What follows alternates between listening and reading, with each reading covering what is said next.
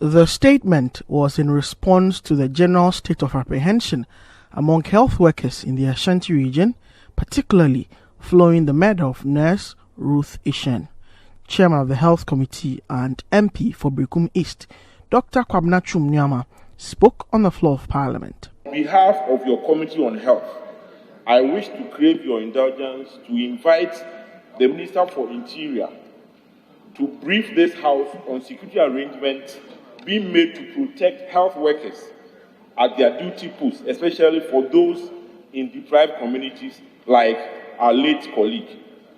The committee also calls on the Inspector General of Police to use all available means to arrest the perpetrators and bring them to book within the shortest possible time. These arrangements will go a long way to boost the morale of health workers in Ghana, which as of now has been affected immensely. Colleague MPs from both sides of the House contributed to the statement. We ought to condemn this. We ought to absolutely condemn this. And what we seek is justice and must be swift. Mr. Speaker, we have to celebrate community health workers. Many a times, they do what we in the health field, in terms of health service delivery, we can't do most of what they do in a day. I want to urge the Inspector General of Police, in particular, and the Ghana Police Service in general, to expedite action and deliver justice.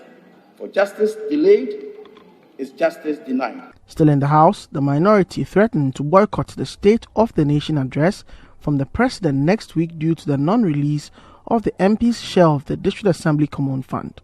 We have realized that the government has taken a decision to deprive members of Parliament from working effectively in our various constituencies. We are saying this because close to 2 months ago, the government released District Assembly's Common Fund to the District Assemblies, the third quarter. As we speak, we don't know when they are going to release the MP share of the Common Fund. And this, we see it to be a deliberate attempt on the part of government to stifle us from. I mean, being in election year, they think that when they release our monies to our district or constituencies, we'll get resources to work. And that is why they have taken that decision to deprive us from resources to work in our rural constituencies. So we are giving it up to Friday.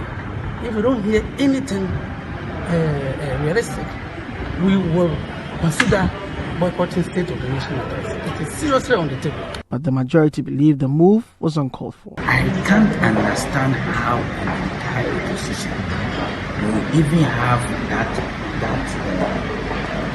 opportunity to say something better, rather come to say boycott message on the state of the nation, which is a constitutional responsibility. Is their concern not legitimate? The money has not been paid. So later, if it is paid, would they come back and sit in Parliament and say they are waiting? They are concerned about the delay. Yes. No, and I'm saying that yes, I don't want to compare one situation to a situation. Earlier, the National Security Minister was in the House to answer questions on a proposed national security policy. But before he arrived, there were some interesting scenes. The Minister for National Security is a former member of this House, and he knows that ministers are supposed to be here at 10 o'clock to answer questions. And if he's saying that the information to him is that he's coming, Mr. Speaker, in my view, it's not different. Has he spoken to the minister? Is the minister coming? I've called him several times. I wasn't getting through to him. I've sent text messages. That is it. And Speaker, if I say that information reaching me indicates that he is on his way coming, it doesn't necessarily mean that it has to be personal.